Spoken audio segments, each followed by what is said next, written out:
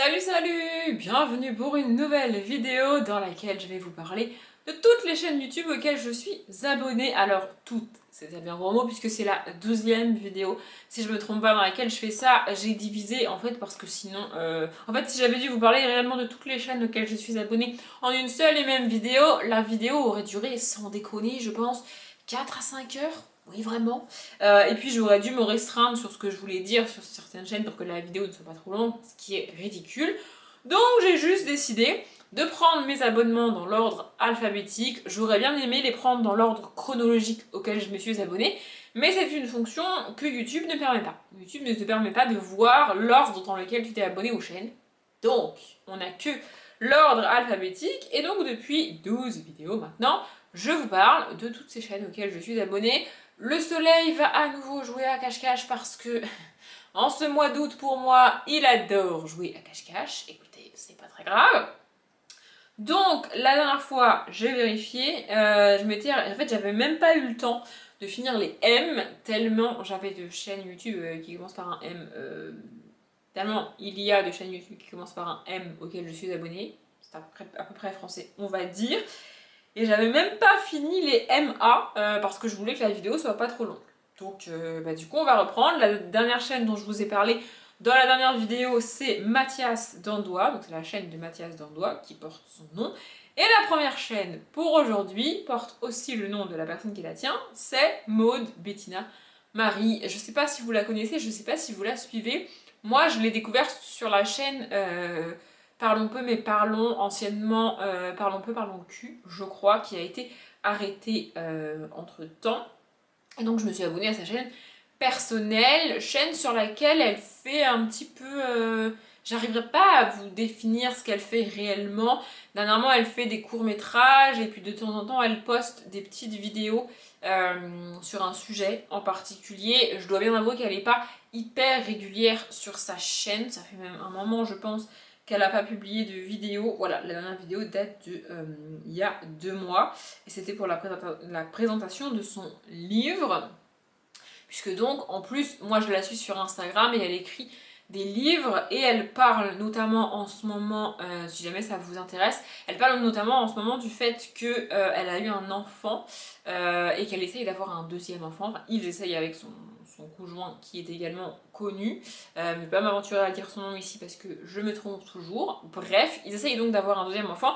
Sauf que c'est très compliqué. Et elle a écrit un livre là-dessus qui s'appelle Ma maternité, je crois. Voilà, elle parle beaucoup de ces sujets-là, de l'endométriose, le problème le sujet des SPM, des règles en elles-mêmes, de tout ce qui se passe quand une femme essaye d'avoir un enfant, de toutes les questions autour aussi. Elle parle notamment du fait que c'est bien mignon. Par exemple, on va prendre mon exemple parce que au jour où sort cette vidéo, je viens d'avoir 30 ans. Je l'ai eu il y a même un petit moment. À l'heure où je la tourne, je les ai pas encore. Mais bref, moi je le vois dans mon entourage. Vous voyez, quand je parle de mon... En fait, il y a 2 cas de figure. Soit les gens connaissent pas mon âge quand je dis que je ne veux pas d'enfant. Et on me dit, oh là là, mais c'est pas grave, t'as le temps, tu vas changer d'avis. Ce jugement est horrible en fait. Genre, parce que je suis une femme, c'est obligé, je vais changer d'avis. Spoiler, je ne vais pas changer d'avis. Et soit on connaît mon âge quand je dis ça et on me dit oh mais c'est dommage, il faudrait se dépêcher. Et il y a toutes plein, ça c'est mon cas à moi, vous voyez, se dépêcher d'avoir des enfants parce que j'ai eu 30 ans quand même, tu vois, genre enfin bref. Et il y a tout plein de questions autour. Demander à une femme si elle veut des enfants, c'est intrusif, c'est extrêmement intrusif. On demande rarement ça à un homme et on a rarement la réaction de oh tu vas changer d'avis quand un homme te dit qu'il veut pas d'enfants, parce que c'est pas grave si un homme veut pas d'enfants. Voilà. Et puis aussi demander à une femme si elle veut des enfants. C'est pas cool en fait, parce que moi c'est pas mon cas, enfin moi c'est mon choix de pas avoir d'enfants et peut-être que je ne peux pas en avoir, je ne sais pas en fait, mais il y a des femmes qui veulent des enfants et qui n'arrivent pas à en avoir, il y a des femmes qui veulent des enfants mais qui ne peuvent pas en avoir, il y a des femmes qui veulent avoir des enfants mais qui ne sont pas en couple ou n'arrivent pas à trouver la personne avec qui elles veulent faire leur vie et avec qui elles veulent avoir ces enfants, même si elles veulent des enfants. Donc en fait ces questions là sont extrêmement intrusives, extrêmement intimes et les gens se permettre de les poser tout le temps, vraiment, et c'est pas cool en fait. Voilà, elle parle de tous ces sujets-là autour de la féminité sur ses réseaux et sur sa chaîne et dans ses bouquins. Du coup, si vous la connaissez pas et que vous avez besoin de parler ou besoin d'aller lire des avis là-dessus, de femmes pour la plupart, ou de voir ce qu'elle en dit, je vous invite à regarder plutôt son Instagram que sa chaîne YouTube, même si sa chaîne YouTube est quand même de temps en temps active et qu'elle informe les gens sur ce qu'elle fait d'autre sur cette chaîne.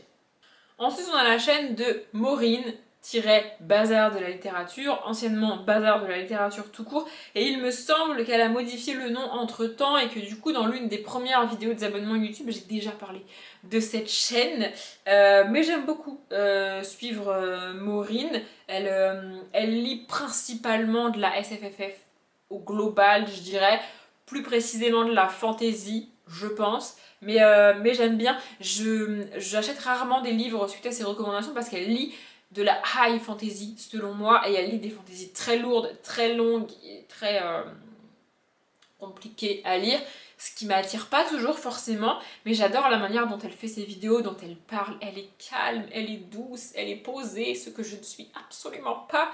Mais j'adore, vraiment j'adore la suivre. Elle n'est pas très régulière sur sa chaîne, il est vrai. Ces 2 dernières vidéos datent d'il y a 5 mois et c'était des vidéos, c'était l'annonce du déménagement et le rangement de ses bibliothèques et un book haul. Mais elle fait partie des gens où je clique toujours sur ces vidéos. J'adore Maureen, vraiment. Ensuite, on a la chaîne de Max Bird qui est malheureusement inactive depuis 2 ans parce que Max Bird a des soucis personnels que je ne vais pas détailler ici. Mais j'adore Max Bird. Vraiment, rien ne vous empêche quand même d'aller voir ses vidéos si vous ne le connaissez pas et d'en regarder plusieurs parce que c'est vraiment cool. En gros, il prend des idées reçues et il les déconstruit. Il explique pourquoi l'idée reçue ou les idées reçues sur un sujet en particulier sont fausses ou est fausse. Voilà, je vais vous en citer 2-3. La dernière qu'il a publiée par exemple, c'est idée reçue, la vérité sur le sperme. Voilà, pour vous donner un ordre d'idée. Il est assez spécialisé sur tout ce qui est du monde animal, les oiseaux, c'est visible avec son nom, évidemment, mais j'adore vraiment. Voilà, idée reçue, les pingouins ne peuvent pas voler. C'est ce genre de petites vidéos très produites, vraiment, avec un montage vraiment cool et plusieurs plans. C'est pas juste, il fait pas comme moi, vous voyez, il est pas juste assis sur sa chaise à vous expliquer tout ça. Non, il y a plusieurs différents, plusieurs plans différents, des champs contre champs, des images d'illustration dans la vidéo. Et il avait organisé aussi tout un truc par rapport aux oiseaux pendant le confinement. Je sais pas si vous aviez vu ça, bon maintenant c'est un peu trop tard, mais bref, voilà, il est inactif aujourd'hui. J'espère vraiment qu'il reviendra actif un jour, et il est à ce jour le seul youtubeur que j'ai été voir en spectacle. J'y avais été au Femina à Bordeaux, évidemment, puisque c'est ma région. Et vraiment, j'avais adoré son spectacle, j'avais trouvé ça génial. Il fait plus de spectacles, je crois, en ce moment, mais vraiment, j'adore Max Bird. Voilà. La chaîne suivante, c'est une chaîne Booktube inactive depuis 6 mois. Malheureusement, j'adore cette personne. Vraiment, ça s'appelle Max Booking. Et donc, on suit Max. Enfin, on suit Max. Non, c'est Max qui tient cette chaîne et qui fait des vidéos. Il est québécois, il me semble. Il a écrit un livre, d'ailleurs, que je n'ai jamais lu, alors que je voulais l'acheter et le lire. Et voilà, il fait des vidéos à peu près normales, on va dire, pour le booktube francophone. Bon là, ça fait un moment qu'il a plus publié de vidéos, et les dernières vidéos qu'il a publiées ne sont plus vraiment en rapport avec les livres qu'il lit en tout cas. Mais à l'inverse de Maureen, vous voyez, lui, je le suis et je l'adore justement parce qu'il a ce côté un peu décalé, un peu fou, je fais la vidéo comme j'ai envie, et puis c'est comme ça en fait. Vraiment, j'adore Max. Je suis un peu dégoûtée qu'il fasse plus de vidéos, mais bon, c'est comme ça. Ensuite, on a 2 chaînes de musique, et je souris pour la chaîne qui va venir juste après, je vais galérer, mais c'est pas grave. Donc on a 2 chaînes de musique, Maëlle officielle et Megan Trainor. Je le tente avec l'accent, je suis désolée. Et la chaîne suivante, enfin les 2 chaînes suivantes d'ailleurs, je ne sais pas trop comment en parler. Il est très connu ce youtubeur et tout le monde le connaît. On est dans les M de qui je parle, de Michou évidemment. Donc les deux chaînes suivantes c'est Michou et Michou Off. Michou, sa chaîne principale sur laquelle il publie tous les dimanches il me semble. Et Michou Off en gros c'est des extraits, des lives qu'il fait alors qu'il faisait anciennement sur YouTube et maintenant sur Twitch. Bref, et en fait ça fait 3 ans que je me suis abonnée à sa chaîne et que j'ai découvert sa chaîne. Et quand je me suis abonnée à sa chaîne, j'ai regardé quasiment toutes les vidéos qu'il avait publiées. Je suis vraiment remontée très très loin. C'est la période où il a participé à Danse avec les stars, pour vous donner un ordre d'idée. Vraiment, j'étais à fond. J'adorais. J'ai regardé toutes ses vidéos, je trouvais ça trop cool. Et en fait, depuis à peu près 1 an et demi, je ne regarde plus ces vidéos, je ne clique plus sur ces vidéos, ça ne m'intéresse plus. J'arrive pas à me l'expliquer. Il propose des vidéos de divertissement très produites, très presque scénarisées, je pense. Mais c'est très détente, vous voyez, c'est un peu... c'est fait pour être fun, pour te faire passer un bon moment, pour te divertir. Il n'y a pas de sujet très compliqué sur la chaîne de Michou, et c'est pas un reproche, vraiment pas, mais... il y a quand même des thèmes différents toutes les semaines en vidéo, des choses différentes qui sont proposées. Pourtant, je ne clique plus sur ces vidéos. Je ne sais pas pourquoi. Michouaf, j'y suis abonnée parce que il fait des fois des unboxings, des ouvertures de colis et ça m'intéresse. Tout ce qui est rediffusion de live, des fois je vais aller regarder spécifiquement un jeu parce qu'on m'en a parlé et parce que j'ai envie de voir. Mais je suis pas très jeu vidéo de manière générale, donc je clique pas souvent là-dessus. Mais j'avoue que... en fait, j'y ai pensé là, il y a pas longtemps, il y a genre 2-3 jours, j'ai vu une de ces vidéos passer dans mon fil d'actualité sur YouTube, vous voyez, et j'ai pas cliqué. Et je ne sais pas pourquoi je ne clique pas. Et c'est un peu le cercle vicieux, c'est-à-dire que comme j'ai pas envie de cliquer, je clique pas, mais comme je clique plus et que je regarde plus ces vidéos, bah j'ai pas envie de les regarder. Vous voyez ce que je veux dire? Du coup, faudrait que... je sais pas en fait, je ne sais pas quoi faire de cet abonnement et j'ai adoré Michou, vraiment j'ai regardé je ne sais pas combien de vidéos de lui quand je me suis abonnée à sa chaîne, j'ai été jusqu'à écouter en boucle certaines de ses chansons, oui vraiment, et aujourd'hui encore dans ma playlist que j'écoute dans la voiture, il y a peut-être même 3 musiques de Michou, vraiment, mais je regarde plus ses vidéos, je ne sais pas pourquoi. La chaîne suivante ne va pas parler à beaucoup de monde, mais moi je l'adore, c'est la chaîne de Michael Launay, donc Michael comme le prénom avec le tréma sur le E et Launay Launay, il y aura de toute façon le lien en barre d'infos et ne partez pas en courant, je vous en conjure, c'est une chaîne qui parle de mathématiques. Ou bah écoutez, c'est comme ça, j'adore la lecture, je suis une lectrice du quotidien, c'est comme ça, j'adore lire, mais, je l'ai dit plusieurs fois, j'ai une formation de mathématiques et j'adore les mathématiques. Et sur sa chaîne, il parle de mathématiques, voilà. Il parle de mathématiques et j'adore, voilà. Je l'ai dit, ça ne plaira pas à tout le monde, ça n'intéressera pas tout le monde, d'autant que sa dernière vidéo date d'il y a 7 mois, mais... j'adore. En fait, j'adore la manière dont il parle, dont il explique. Il y a certaines vidéos où je regarde quand même, alors que je sais de quoi il va parler, je connais le truc, je sais, tu vois, mais je regarde quand même. Je le laisse quand même m'expliquer un truc que je connais déjà, juste parce que j'aime bien, en fait. Et puis il y a d'autres vidéos où c'est des sujets un peu plus décalés par rapport à ce que moi j'ai étudié et que je connais pas vraiment. Et voilà. Par exemple, il a fait une vidéo sur le flocon de Coq, je sais jamais comment on dit. Si ça vous parle pas, c'est des mathématiques pures, mais je peux pas vous obliger à aller regarder cette chaîne, mais moi je l'adore. Voilà. Ensuite, on a la chaîne de Miley Cyrus, je pense pas avoir besoin de la présenter ici. Et ensuite, on a la chaîne de Mr. Fox. J'adore Mr. Fox. Peut-être que vous le connaissez pour l'espèce de rewind de YouTube qu'il fait chaque année. Moi, je le suis principalement parce qu'il parle de doublage. Vous le savez peut-être ou peut-être pas, mais moi, je regarde énormément de séries. J'ai d'ailleurs des vidéos sur YouTube qui parlent des séries télé que je regarde, et je regarde toutes les séries télé en français, donc en VO française si ce sont des séries françaises, ou en doublage français si ce sont des séries étrangères, ce qui est la plupart du temps le cas. Il y a des grands militants pour la VO et le sous-titrage, mais je ne supporte pas le sous-titrage. Et je trouve que dire non mais en doublage c'est nul, en VF c'est pas bien et tout, c'est bafouer tout le travail de tous les gens qui travaillent sur le doublage. J'ai déjà eu l'occasion d'en parler quand j'ai parlé de la chaîne de Dorothy Pousseau. Mais on a en France l'une des meilleures productions en termes de doublage, vraiment.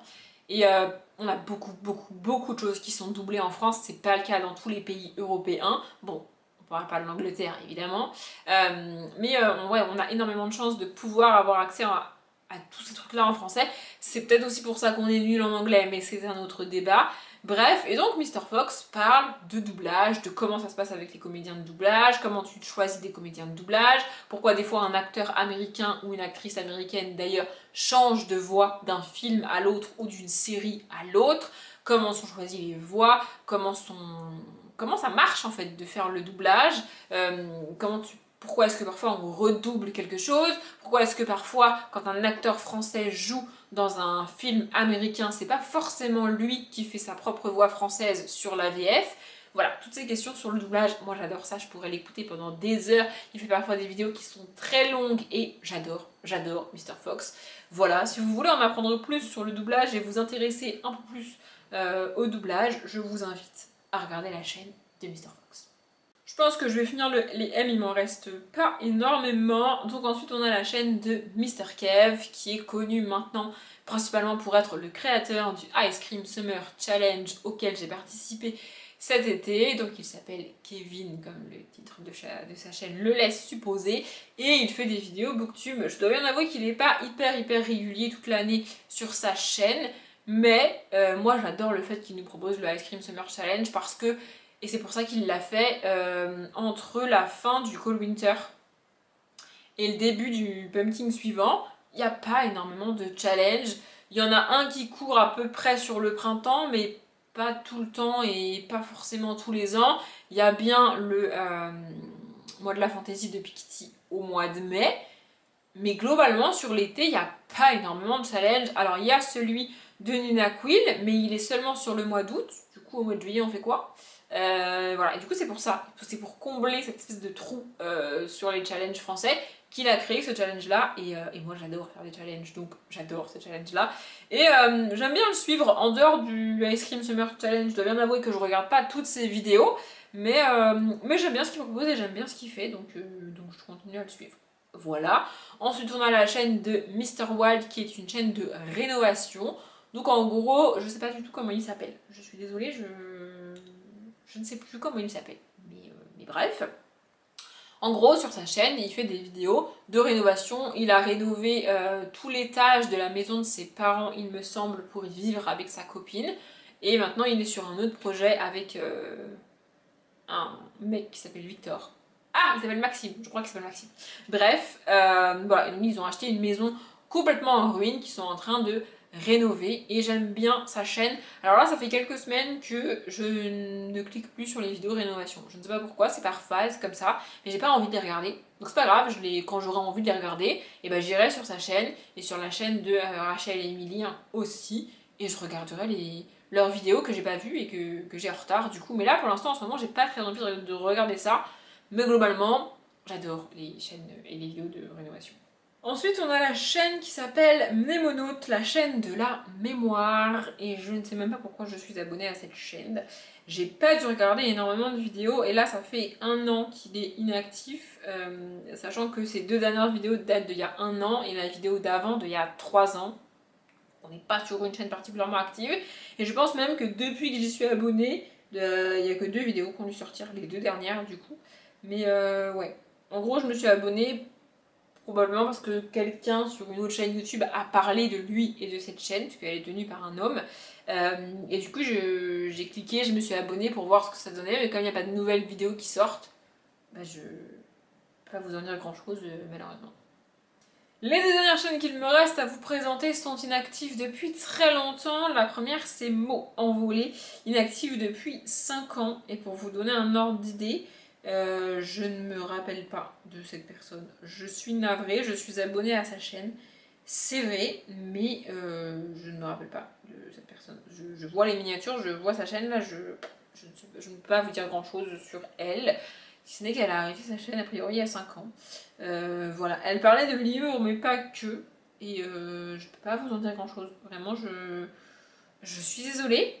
Et la dernière chaîne est inactive depuis 5 ans également, décidément. C'est la chaîne de Monsieur Antoine Daniel, principalement actif sur Twitch aujourd'hui si vous voulez le suivre. En fait, il est emblématique de YouTube pour moi. What the Cut est emblématique de YouTube. What the Cut, c'est une espèce d'émission qu'il faisait sur YouTube. C'est une série de vidéos qu'il a publiées dans laquelle il était complètement barré, complètement déjanté. Pour moi, je le répète, c'est emblématique du YouTube français. Vraiment, si vous connaissez pas, je vous invite à aller voir. En sachant que ça date d'il y a presque 10 ans, que ça n'a pas forcément bien vieilli, que je ne doute pas qu'il y a des blagues sexistes et des réflexions horribles dans ces vidéos, même probablement, peut-être même racistes ou anti-religion. Enfin, il doit y avoir vraiment des trucs pas cool qui ont très mal vieilli. Mais c'est fait pour être fun, pour être drôle, pour être léger. Alors l'humour ne justifie pas tout, on est d'accord. Mais encore une fois, c'était il y a presque 10 ans. Donc c'est pas la même mentalité qu'aujourd'hui. Mais voilà, il a arrêté sa chaîne aujourd'hui, il publie plus du tout et il est actif sur Twitch. Comme je l'ai dit, si vous voulez le suivre, il a lui-même évolué et ne fait plus trop les mêmes genres de blagues. Encore que ça reste Antoine Daniel. Mais ouais, vraiment, si vous êtes trop jeune pour avoir connu ça à l'époque, je vous invite à aller regarder. Vraiment, parce que c'est vraiment cool. Et là, de les faire défiler, moi, ça me donne envie de les re-regarder, en fait. Voilà. Il y a d'autres vidéos qui sont disponibles sur sa chaîne que What the Cut, si vous voulez. Mais il a principalement fait que ça sur sa chaîne. C'est, je pense, 90% de sa chaîne, c'est ça. Mais ouais. Ça a pour vocation d'être drôle, fun et léger. Donc si vous voulez aller jeter un œil, allez-y. Le soleil s'est définitivement caché et j'espère que la luminosité ira sur cette fin de vidéo. J'ai pas vraiment fait attention de quand est-ce que ça avait autant baissé en termes de luminosité. En tout cas, je m'arrête là, je reprendrai avec les haines dans le prochain épisode. J'espère que la vidéo vous a plu. Comme d'habitude, je vous souhaite une bonne journée, un bon après-midi, un bon appétit ou une bonne nuit et je vous dis à bientôt.